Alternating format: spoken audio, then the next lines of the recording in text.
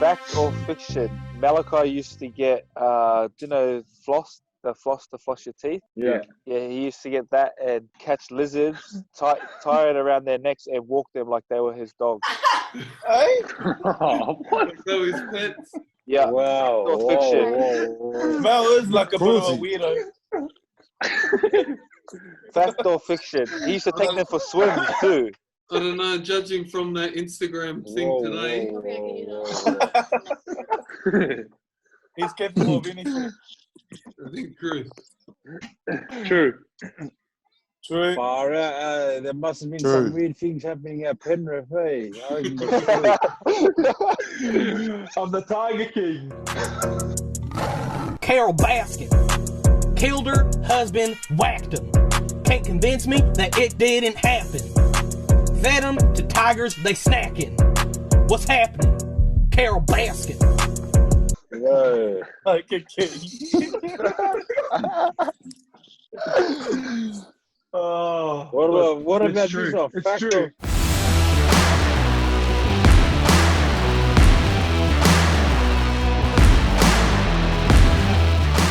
Joshua Lawyer here.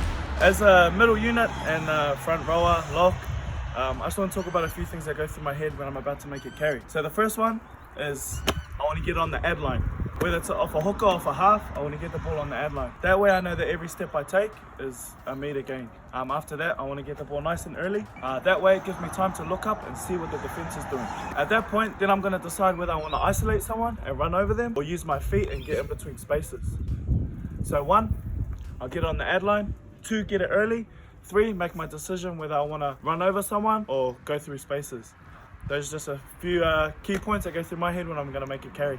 So this is a bit of an insight into a chip and chase. So if I ever do a chip and chase, it's a pretty risky play, but sometimes it's needed in the game when you need points or you're chasing points. So the way I do it, when I get the ball, have it in 2 hands. I never tuck it underneath because then that will indicate to the defense that I'm just going to take a carry. So if I have it in 2 hands, keeps it in 2 minds. So when I get the ball, get it in 2 hands. I don't go too close to the defense because then they can charge it down, or they can either come out the line and tackle me. So when I have it in 2 hands like this, get the ball, run to the defense. I get there about, I'd say, 2 meters before the line, not too close. And then what you do is just drop it on your foot, chip it over the top, try to keep it backwards like that, get that back spin so that hopefully it bounces back to you.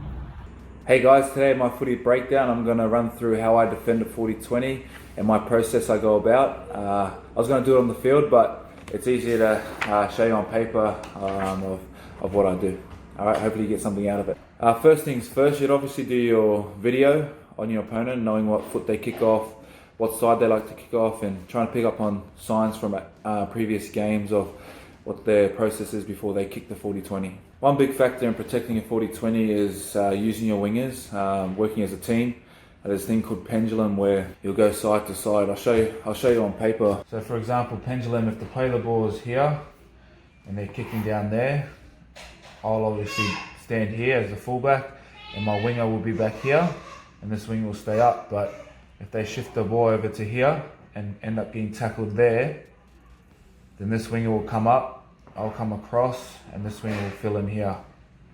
So that's how a pendulum works when you're going back and forth.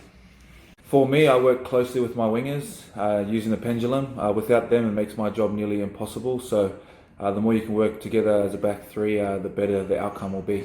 Yeah, so 2 big things for me, doing your homework and knowing what you're coming up against that weekend, and pendulum, working with your wingers and not trying to do it all on your own.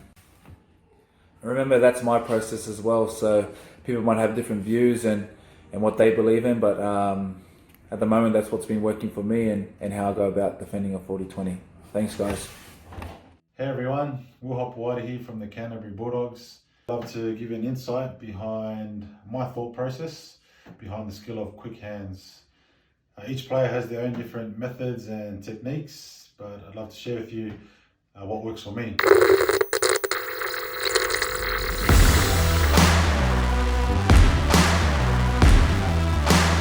Alright, hi guys.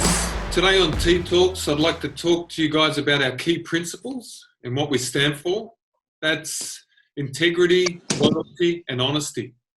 Okay, so just to touch on each key value, with regards to your integrity, you got to always keep your integrity in place by knowing what you stand for. At a pub with a few of your teammates and they go to have some beers, then if it's not for you and you've decided that's not a pathway, you don't have to conform. Stay true to what you are. You know, they start to have a bet, which is very common in our industry, in rugby league, and the culture doesn't interest you, or you've steered away from because of your own integrity, then don't conform to that. We've got loyalty, and there is loyalty in life. We all know about it. Your loyalty to your family and your mum and dad and your kids and all of that sort of stuff, and people that matter to you, but there's not necessarily loyalty in rugby league. Loyalty cards are used.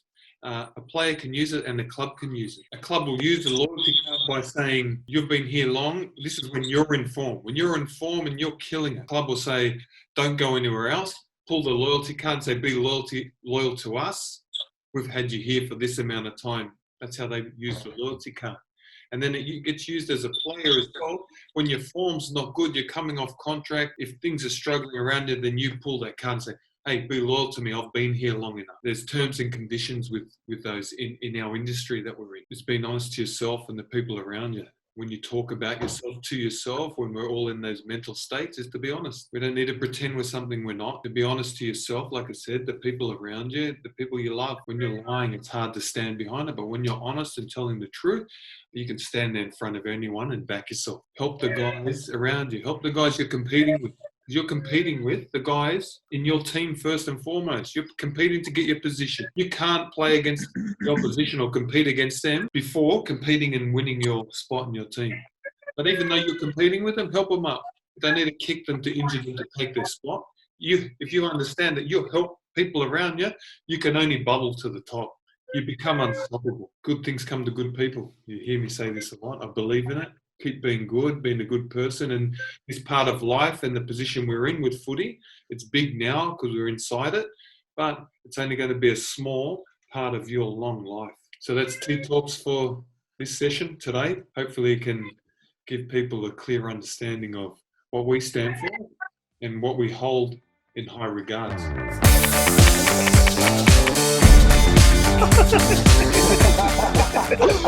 Hey Cara, how are you? Good? I'm good. How are you doing? Good. Yeah, can you hear me? Yeah, I can hear you. Have you got a set, Cara? Yeah, I do. Just quickly, have you heard from the boys at all, or? Yeah, I have. Not today, but like recently? I spoke to them, not just recently. On today after work, I called them both. Okay, because I think they've both been arrested. My boys? Yeah, because they were training. Apparently, they were training at the park. The police came to stop them. And then when Dal refused, because Dal was running, Dal is being charged with resisting arrest because they had to taser him. And then they tasered Dal, and then Mal ran over. I think they're okay, but they're okay in the... We have to... Yeah. I Can think... we go down there, Ty? Well, they were apparently at a park near KFC. Yeah. Is there a park near KFC? Yeah. Oh my goodness, Ty, why did Dal was just been trying to break them out or something. Or I have to tell you, these guys put me up to it. We're doing a skit and we're doing a TV show, and only jokes. Only jokes. Love you, Mum. Love you, Mum. Thanks for watching, guys. You can tag us with some footage of you practicing our footy breakdown for a chance to win a one-on-one virtual sesh or even some footy gears. Stay safe, stay blessed.